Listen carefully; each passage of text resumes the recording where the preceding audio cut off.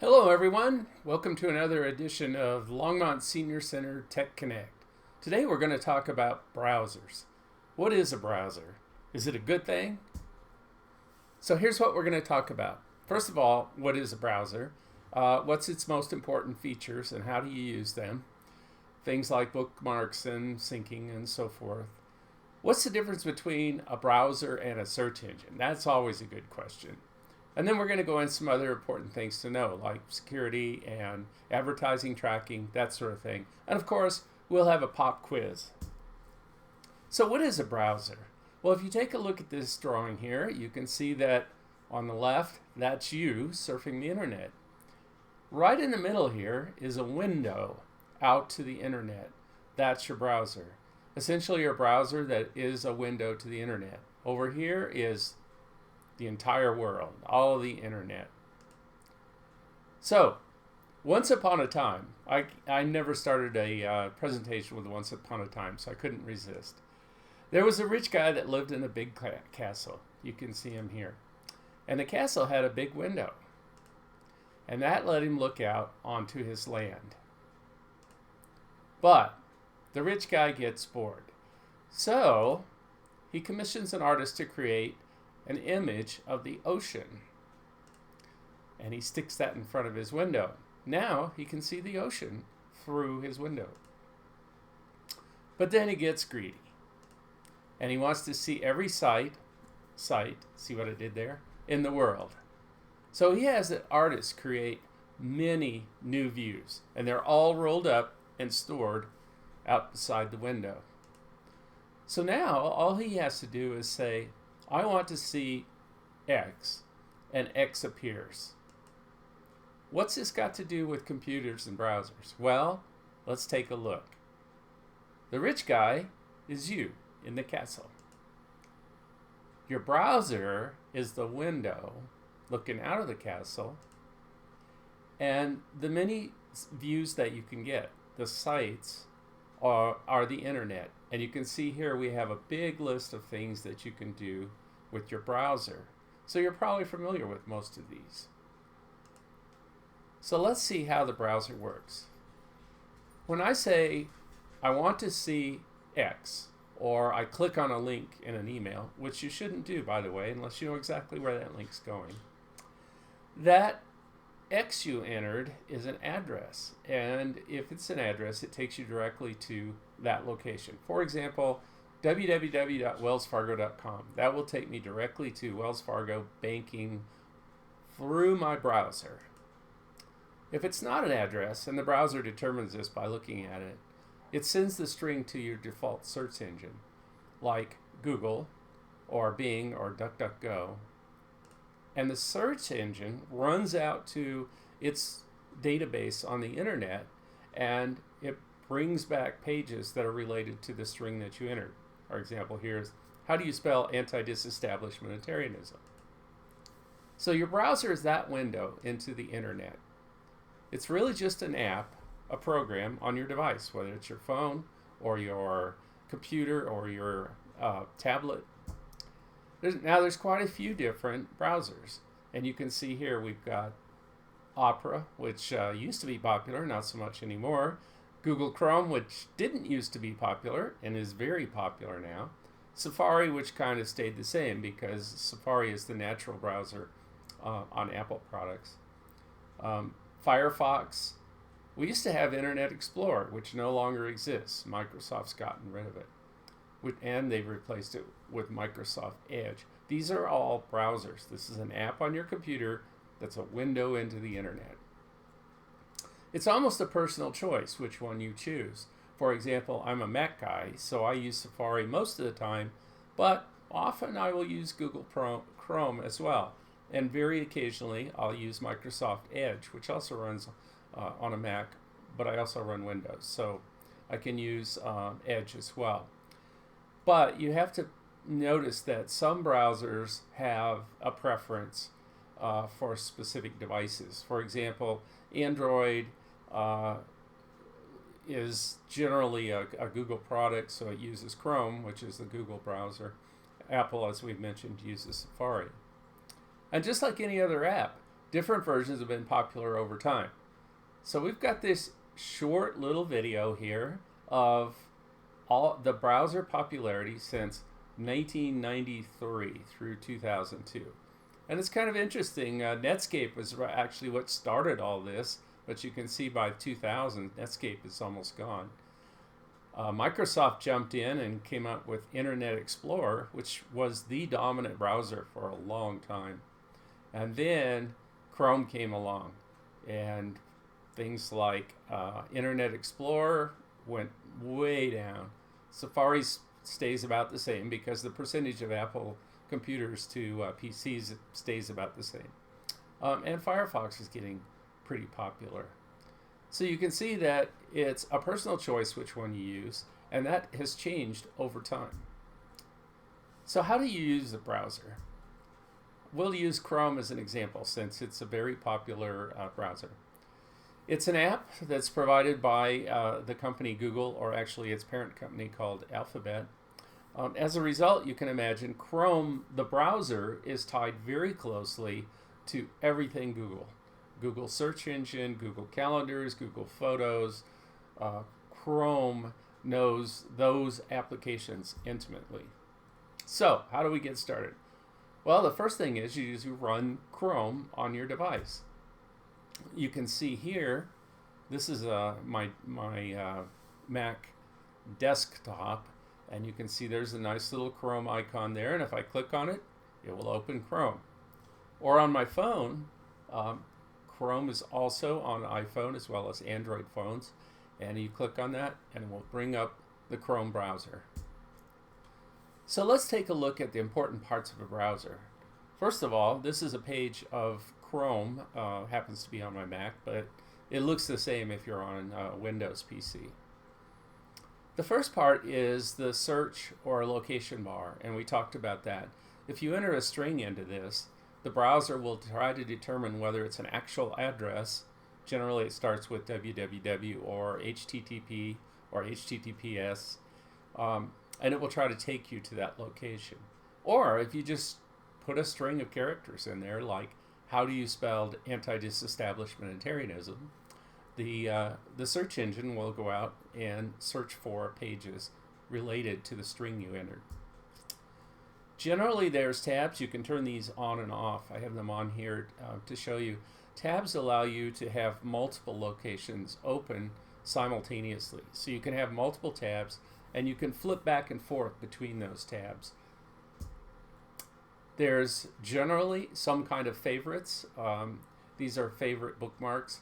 And again, this row that I have turned on here that shows you your favorites is optional. You can go into the settings and turn it on or off. I generally leave it on because I have lots of favorites. And then there's also generally a home page. And again, you can tailor the home page to whatever you like. I have my home page set to recently used web pages. So those will be stored here, and I can get to them easily from the home page. So let's look at an iPhone. On an iPhone, if I go to Chrome, you can see on the left there, that's Chrome open up. There's down in the little lower right corner is 3 little dots, and this is kind of a universal indicator for all things Google that there's more to come. So you click on that or tap on it, and it will bring up several screens that allow you to see your bookmarks, to see your history, to navigate, to enter search strings at the top. So let's look at bookmarks specifically. Bookmarks are used to keep track of places that you go frequently. So if you go to your bank frequently, www.wellsfargo.com, you can bookmark it. And then all you have to do is click on the bookmark. Now there's this balance between bookmarking everything you want and not being able to find anything because there's too many bookmarks, and bookmarking nothing and not being able to find anything because you don't have any bookmarks. You have to strike a balance there. And that's a personal choice. I'll show you how I do it. I have a few bookmarks at the top of my browser window, and The rest of them I can either research or look in my history to find the locations to go to. Now, bookmarks allow folders, just like you have folders on your computer. You can have bookmarks that are organized via folders, and I'll show you that here in a second. And all the browsers have some method of adding and editing bookmarks and bookmark folders. So this is an example of bookmarks, and actually I'm using Chrome's Bookmark Manager here. But you can see right over here is a folder called Bookmarks Bar, and that Bookmarks Bar contains everything that's up here in my favorites list. So for example, I have a folder called Morning Reading. So when I get my coffee in the morning, I come up to this folder called Morning Reading, and you can see that the news that I want to read and the comics that I want to read are all right here. And what's kind of neat about the way this works is you can, for example, these are all, I read a lot of comics. This is the local news. In Chrome, you can right click and say, I want just to open all of the sites that are inside this folder. And you can see across the top here, sure enough, all those sites opened up. So here's Fox 31 News, Denver 7 local news, the Longmont Times Call, my personal weather station, which is right outside my window here, tells me the temperature outside, and so on. So bookmarks are a really great way to keep track of things, places that you visit frequently. So bookmarks are generally synced across your devices. See our presentation on cloud, because they use the cloud to do that. And this is fairly complex slide, but it's kind of a reference slide to tell you what kinds of things are synchronized by your browser using your cloud service. And in the case of Chrome, that cloud service is your Google account, your Gmail account. In the case of Safari, it's your iCloud account, which is also called your Apple ID. In Edge, you have a Microsoft account, and Edge will sync all of these things that you see here using your Microsoft account. And similarly, Firefox will do the same thing. So one of the questions we get a lot is it safe to use a browser's password manager? The answer is yes. The password manager is extremely valuable. It remembers your password. It autofills your password, knowing the site that you're going to. In the case of my iPhone, for example, it will ask for my Face ID before it fills in the password, just to know that it's really me, but it's secure. But you have to protect the devices that use this synchronization. And that protection is generally your password on your computer, or your PIN if you're using Windows 11, or your key code combination to get into your iPhone. In fact, the iPhone will not let you save your passwords unless you have a code to get onto your phone. So, and the other thing is, most of the devices, especially iPhone, will self-destruct. If you try to brute force and go in and try to figure out what the key code is to enter it. After a few attempts, it will give you a warning. After that, it will lock the phone and you're toast. So make sure you protect your device with your lock code. Make sure you don't forget your lock code. The passwords themselves are stored in the cloud, and they're highly encrypted. Even the browser vendor can't read them. For example, Google wouldn't be able to look at your passwords that are stored on your Google account in the cloud. And oh, by the way, if you forget it, you won't be able to read it either, and you'll be in a world of trouble. Recovering your cloud password is not a pretty picture. So write it down if you have to, but make sure you remember it. Also, make it unique. Don't make it the same as any other password that you have, because hackers can get into kingsupers.com, for example, finds my password. If I use that same password for my Google account, they would have all my passwords. So make sure it's unique. Also use two-factor authentication to protect your important cloud accounts, like your Apple ID and your Google account. There's also another feature called History. History keeps track of places that you've visited, and all the browsers have some form of history. And you can see here, this is my Chrome history for just a few days, and it will show me by day the places that I visited with Chrome. Now you can access history, and you can search for items in history, which is really cool, because if you say, well, I can't remember how to get onto Wells Fargo, if you go to your history and just search for, say, Wells, it will show you all of the history locations that you've accessed that have the word Wells in it. Hopefully one of those is wellsfargo.com. Okay, let's talk about privacy. Privacy uses a thing called cookies.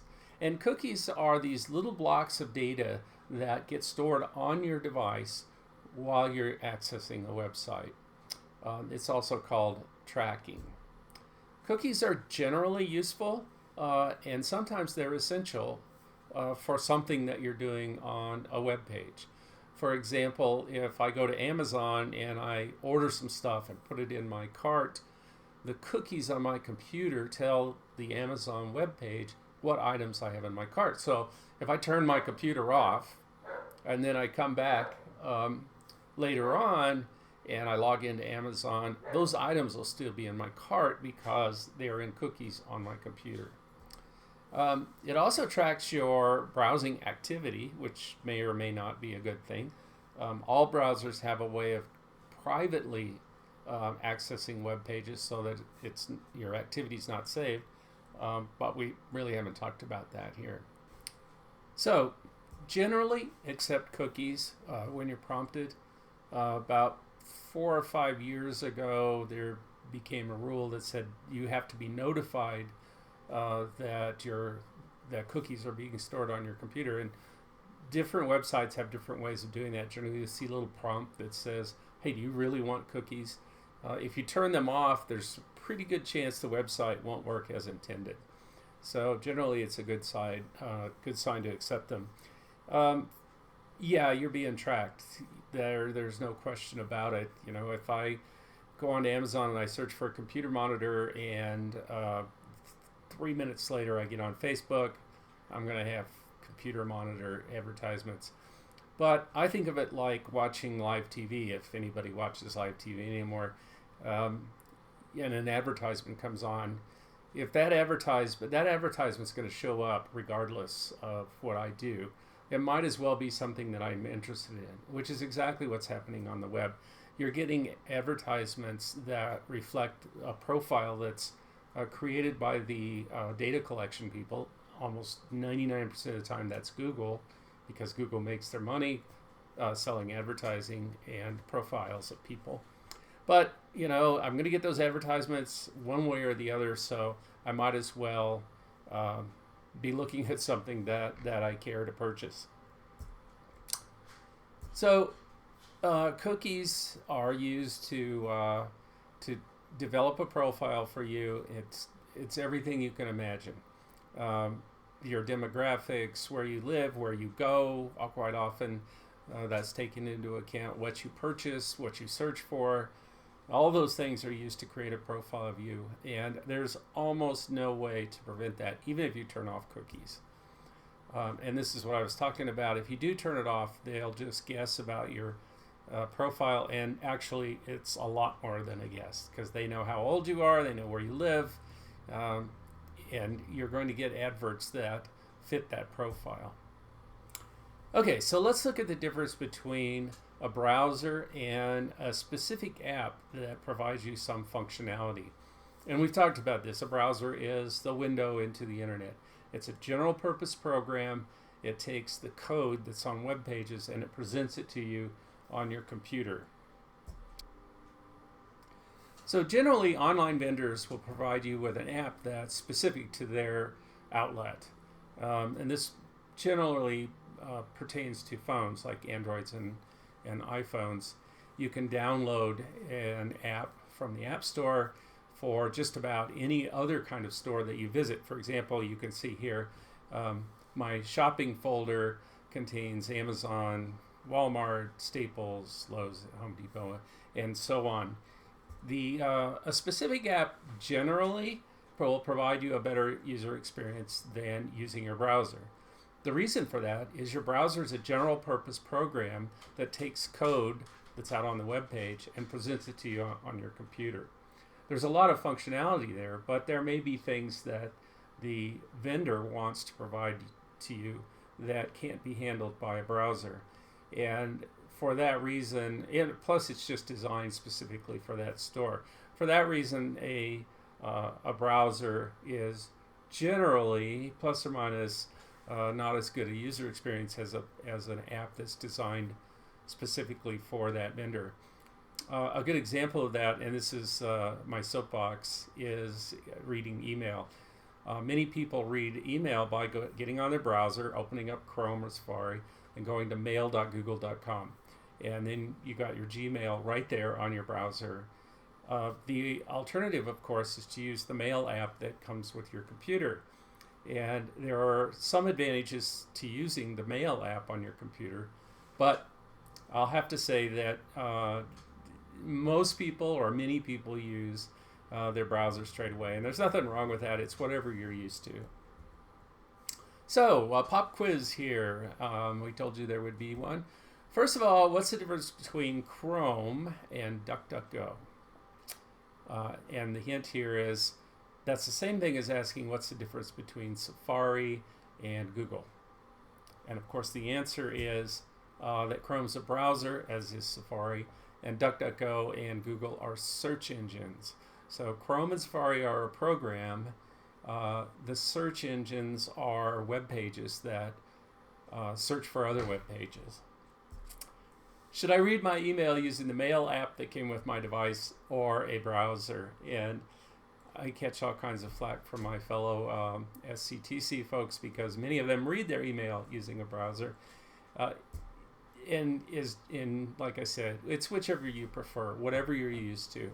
There are some advantages to using the on-device mail client, like on an iPhone, for example. But generally, those are pretty nuanced. And for example, I have many email accounts. That's best handled through an email app as opposed to being online. Is it okay to bookmark all the sites I visit? This is a trick question. Sure, you can bookmark them all, but you'll never be able to find anything. It's really best to just have a few favorites that you use and put them on the favorites bar where they're easy to get to. Make liberal use of folders and folders within folders. You saw our example where we have the morning reading, and inside the morning readings all the comics. That's a folder within a folder. And for example, I have a folder called personal. Within that is financial, and in financial is things like bank and so forth. Often it's just easier to search for something. For example, I access the Colorado road conditions fairly frequently. I never can remember that website, and I don't have a favorite for it, so I just search Colorado road and it pops to the top, so it's easy to find. Okay, that's about it.